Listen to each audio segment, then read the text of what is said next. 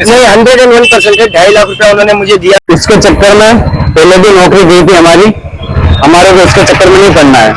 हमारा जो चल रहा है जो अच्छा चल रहा है। नमस्कार, मैं सचिन दुबे, आप सभी दर्शकों का एनडीए मीडिया नेटवर्क में स्वागत है। इस समय हम भाईंदर के वेस्ट में मौजूद हैं और आप मेरे पीछे देख सकते हैं ये एक शौचालय है।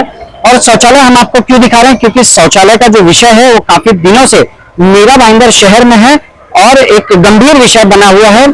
इसी विषय को लेकर कई बार मीरा भाईंदर शहर के हेमंत कानाबार जो है वो आंदोलन पर बैठ चुके हैं और उनके समर्थन में कई बार राजनीतिक पार्टियां भी आ चुकी हैं और कई बार वो व्यक्तिगत तौर पर भी अनशन पर बैठ चुके हैं। लेकिन आज एक बार फिर से वो अनशन पर बैठे हुए हैं।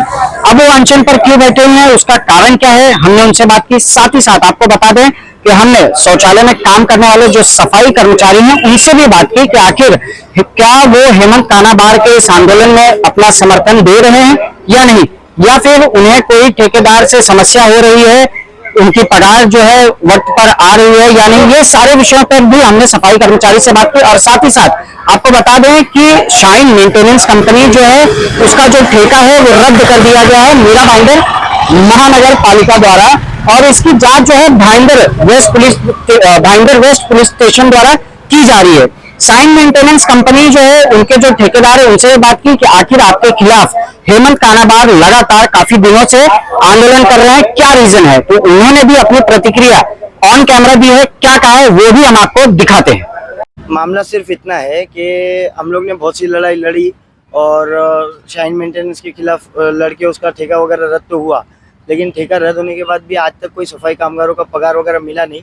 तो उसके वजह से मैंने पत्र व्यवहार चालू रखा था। तो रवि पवार जी ने एक पत्र दिया था पुलिस स्टेशन में, भाईंदर पुलिस चौकी में, कि जनवरी 2024 में कि शाइन मेंटेनेंस के ऊपर गुना दाखिल करो, उन्होंने महानगर पालिका के साथ फर्जीवाड़ा किया है।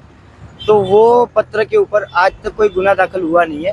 तो इस वजह से हम लोग आमरण अनशन पे बैठे, मेरी वाइफ बैठी है कि जितना हो सके उतना जल्दी उस पर गुना दाखिल करो, तो न्यायालय से कोई ना कोई ऐसा निर्णय आएगा जिसमें सफाई कामगारों का भला हो। 5 लाख रुपया देता हूँ। देने वाले का नाम योगेश पुजारी था और वहाँ पे 2 पत्रकार भी थे, उनका नाम मैं नहीं ले रहा हूँ। वो लोग ने जब वो पेमेंट के लिए मेरे को बोला तो मैं बोला हम लोग दोनों का मिल के जो अमाउंट बनता है वो हिसाब करके दो।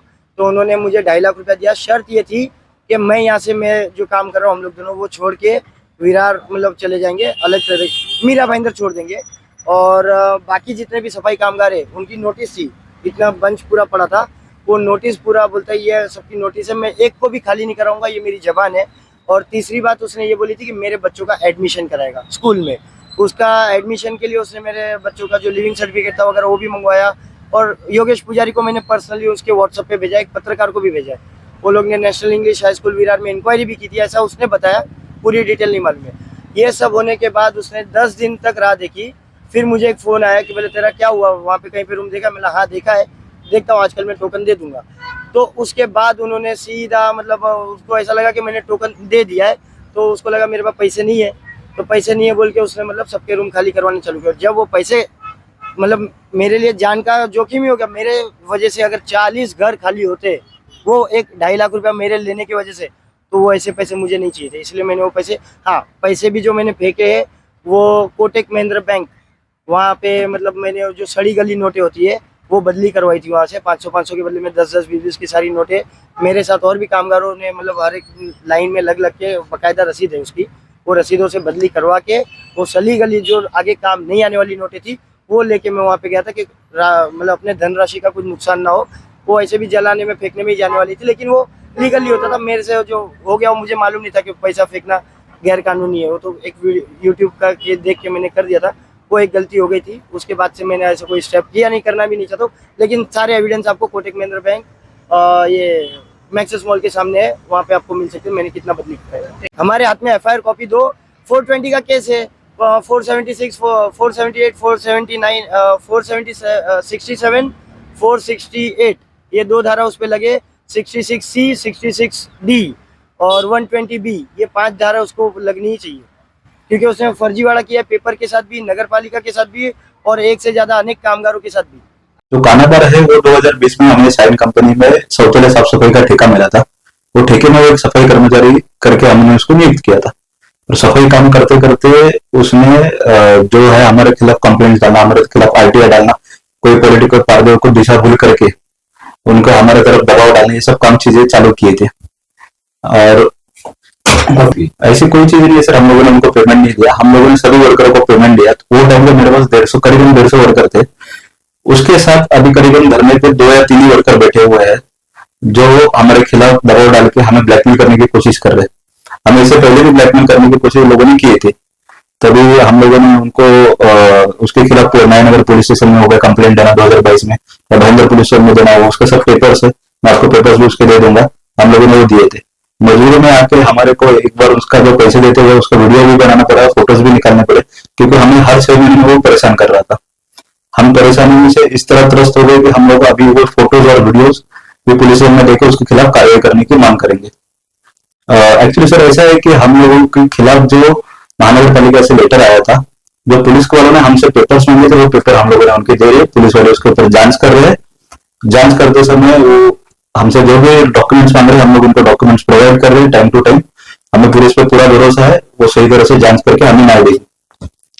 ये सही है सर, मेरे पास पेपर है। उन्होंने कामगार उपायुक्त वरिष्ठ पुलिस निरीक्षक भयंकर पश्चिम के नाम से मुझे एक लेटर दिया था, और एक आयुक्त मेरा भयंकर महानगर पालिका के उनके नाम पे लेटर दिया था कि मेरा और मेरा वाइफ का आपकी कंपनी के खिलाफ कोई तकरार नहीं है।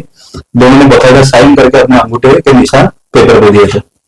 ये जो कानाडा बेटा है वो ब्लैकमेल और हरेसमेंट करने के लिए हमें बेटा है। ये अभी ही कम से कम इससे पहले 3 से 4 बार घर में बैठ चुका है। एक गुनेगार प्रवृत्ति का आदमी है, मेरा अंदर क्षेत्र में उसके ऊपर 3 से 4 गुने दाखिल है। वो हो गया, उसकी वाइफ हो गई, उनके ऊपर 3 से 4 गुने दाखिल है। अभी हमारे पास तो सर जांच के लिए जो पेपर से हम लोग प्रॉपर पेपर सब प्रोवाइड किए, हम लोग महानगर पालिका में भी जमा किए, पुलिस स्टेशन में जमा किए, पुलिस वाले जांच करो, और हमें अपेक्षा है कि हमें अच्छे से न्याय मिल जाएगा। मेरा नाम कल्पेश गोयर है। मैं हमारा समर्थन नहीं है क्योंकि वो पहले ही सेटलमेंट सब कुछ कर चुका है, तो उसके नाम से कुछ ना कुछ करके आंदोलन में बैठता है, और हमारा पूरा वाट लगा दिया है। 3 साल से हम लोग को बेघर कर दिया था, वापस हम लोग को ले लिया है। हाँ, हमारा काम करते हैं, हमारा पगार वगैरह टाइम पे आता है, सब सामान टाइम पे मिलता है, सब होता है। हमको कोई तकलीफ नहीं है, उससे ही तकलीफ है कानाबार से। कुछ नहीं, हमारे अकाउंट में पगार आता है, टाइम पे मिलता है, और बड़ा से भी मिल रहा है, सब मिल रहा है हम लोग को टाइम पे, सामान वामान सब मिलता है। नहीं, उसके साथ में कोई नहीं है, खाली वो लोग उनके नाम पे आंदोलन करता रहता है, और कोई नहीं है।